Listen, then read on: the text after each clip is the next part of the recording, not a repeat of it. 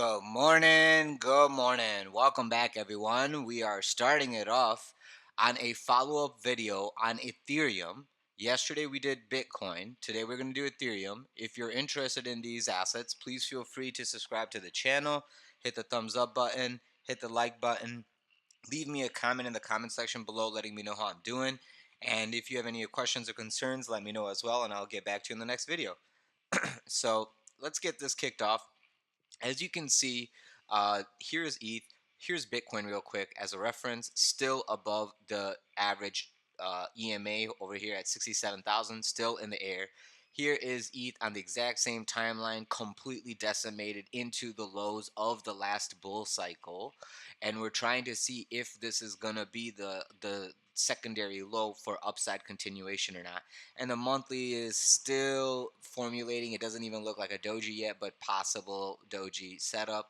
So just be aware of that any upside we have on ETH is going to be extreme resistance around 2100, 2150 price action. That might be a shorting opportunity for anyone who's taking it. On the weekly time frame, here is a possible doji, and here's your next week. As long as we're above 1500 on the weekly close this week in 3 days, we can look for the next week Sunday to open and look for continuation up into our local resistance around 1960 to around 2000, 2150. I said, right? Yeah, 2150. So be aware of that. Now, one thing I'll give you a warning on is that on the weekly, on this last weekly close, we were above the EMA. This weekly close, we are going to cross the death cross, and we are going to close the EMAs underneath in a bearish selling off posture. Basically, continuation of downside. That's what this EMA cross will signify to me at the weekly close. So even though we get this doji and this nice little candle that shows possible upside, the next week when we open, all the bots and everything will be basically looking for continuation downside. All the people who bought the dip in this last 3 weeks will be basically feeling the pressure because the stops that are under here are the first things that the market is going to be hunting for liquidity. Yesterday was it yesterday? No, the day before yesterday was tax season. So people who are selling for tax harvesting should be done and over with unless they got an extension for their business, and that is going to happen next quarter for them to close. But majority of the world is got their stuff situated by now. So we should see the market start trending accordingly to where it's supposed to. Mm, Keep in mind that there is no Fed meeting for this month. It's in May. So trickling down would make sense. Yeah, and then this weekend is Easter, so it's Friday, Good Friday. It's supposed to be one of the big selling points of the year. We'll see how those sales look on Monday, and oh, and that's Cyber Monday. So Friday is Good Friday, Sunday is Easter, and then we have Monday, Cyber Monday. So it's going to be a lot of sales that we're going to be looking for the reports on to see if consumers are spending. If the sales are weak and the consumers are saving, that is going to be another leg in the market to the downside, in my opinion. Speaking of legs to the downside, quickly let me go over Dixie. Dixie is still dancing around $99. This week we need to see if we're going to close hopefully above 99. Hopefully we can close at 100. If we close underneath 99 next week, we can go drag down to 98.70. Not exactly what I want to see. This is also a death. It's not a death, but bear. If we continue and this EMA comes all the way here, like holy crap, then I'm gonna be looking for Dixie to go to like the 95s. And I did not. I'm like literally not expecting that to happen. I am expecting Mr. Powell to do an emergency rate cut like very soon. This is not good for the dollar index to go like this. Oh wait, stocks as Powell for Christian Euro drifts ahead of ECB. So ECB is supposed to have a zero point 0.5 surprise cut. If ECB does do the cut, it will take it will recalibrate euro, and that will give dollar some breathing room. So let's hope that happens. Back to Ethereum. So yes, on the weekly, we have hope that this doji is being set here and looking for continuation upside. Similar setup like this is here. Even though we had that doji in setup, it's still grinded out for like 4 or 5 weeks. Okay, so don't hold your breath for upside continuation. And here's another example: when we're opening and closing underneath the EMAs, when we get into the EMA, the first tap is always a slap back down. First tap is always a slap back down. Then you break out, and then if you can't open and close above the EMAs and hold it, another leg down. That's what's going to happen here. Okay, this exact fractal is occurring right here. You can expect price action to come back into 25, 100. Everyone will be bullish, and that's actually going to be the shorting opportunity to downside. Okay, right now, if people are shorting, that's craziness because a swing failure pattern of the liquidity here will make that short squeeze come up here, where the next trade is going to be looking for that short for that rollover.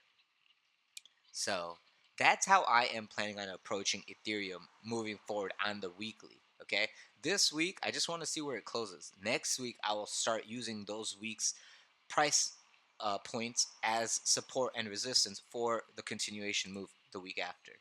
Here's the daily, and this does not look great. This looks like a rounding top to me. Okay, what I would like to see is this daily candle close above 1600, 1620 today.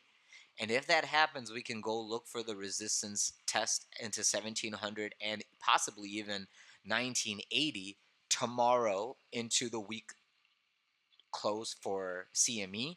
And then if we don't get that move into the weekly close for CME and it does not happen before Sunday, then what's going to more than likely happen is the liquidity hunt, right? And here's the weekly. The liquidity hunt, we're right here. Excuse me, we're right here right now. 1380. This little wick got front run, right? This 1371 got front run by this wick right here at 1390. Well, I assume we're going to go tap into this liquidity over here, 1270 to 150. So 1270, 150, that $100 range is the next liquidity pool right over here around 1200 is where I'm looking to see if we're going to tap into. If price action does not come into this level and decides to start opening and closing 4-hour candles above 1700, I'm going to be looking for that short squeeze to manufacture first, and I'll leave this down for now. And what I'm expecting is then we'll go up all the way to 24, 25, and then take the liquidity down in a massive head and shoulder fractal setup. Like, here's your left shoulder, here's your head, here's your neckline to make that quasimodo right shoulder, and then down. Okay, that's what I'm looking for, and that is a possibility if Bitcoin loses 76,000, because ETH is already in the dirt. But if the god Bitcoin drops to 76 and under, ETH is not going to be able to hold this support. The buyers of ETH will sell for liquidity, and they will probably try to salvage their Bitcoin if they didn't already sell Bitcoin. Underneath 76,000, Bitcoin is going to capitulate, guys. It is going to capitulate into this lower order block, and it could go another $5,000, $10,000, or it could go all the way to 45. I'm not saying anything other than this expanding wedge flag. The fractal usually wants to come back down here, come back up, come back down, and then decide that this is support before making new highs. So you have a lot of consolidation coming on here that E30 did. So be warned that E30 did what Bitcoin is setting up to do next if the sell-off occurs. If Bitcoin can claim above 86,500 on the weekly close, then ETH will probably put in a bottom and we will be looking for that short squeeze all the way to 2,500. Okay? So that is the name of the game. That is the plan. Depending on what the market makers do, we will move accordingly. If Dixie gets moved to the upside, we are basically going one-to-one correlation. I would expect Bitcoin to go up with Dixie. If Dixie goes down, I expect Bitcoin to go down. If Bitcoin goes down, I know ETH is going to go down. If Bitcoin goes up, then ETH is going to go up. So what am I really, really watching? You see on my watch list, I have Bitcoin, ETH, and Dixie. That's all I really need to watch to see what is going on. So I am going to wait patiently for Dixie to give me a clue after ECB does what it needs to do. and then I will move accordingly for Bitcoin and ETH depending on tomorrow close, because I do want to see the CME close on weekly, and then we can decide on if next week's going to be continuation or not. Here is CME. Oops. Let me go to CME on ETH, and you could see how destroyed it is. And look at this. Ooh, see, I'm glad we looked at CME. You have a nice little gap right here. Okay, this 1750 probably will get one more retest before rejection.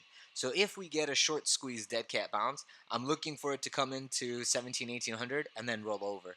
If you get above 1718 and close the weekly above it, then next week I'm looking for us to go into the resistance of 21 to 2150.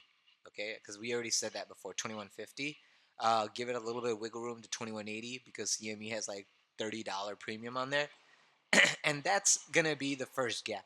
If we fill this gap, do I have doodles? There you go.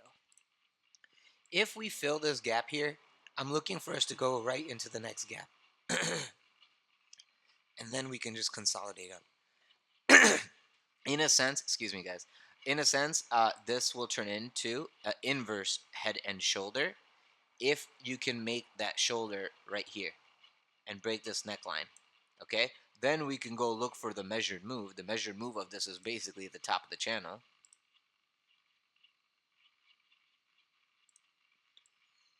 like so.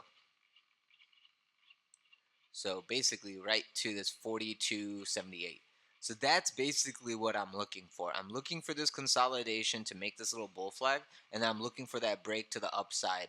And that's probably going to come within the next week or two, depending on if this week can close above 1800 or not. If this week can't 1800, then next week we can look for a little bit more liquidity grab and then upside. But this is a major level over here at 1600.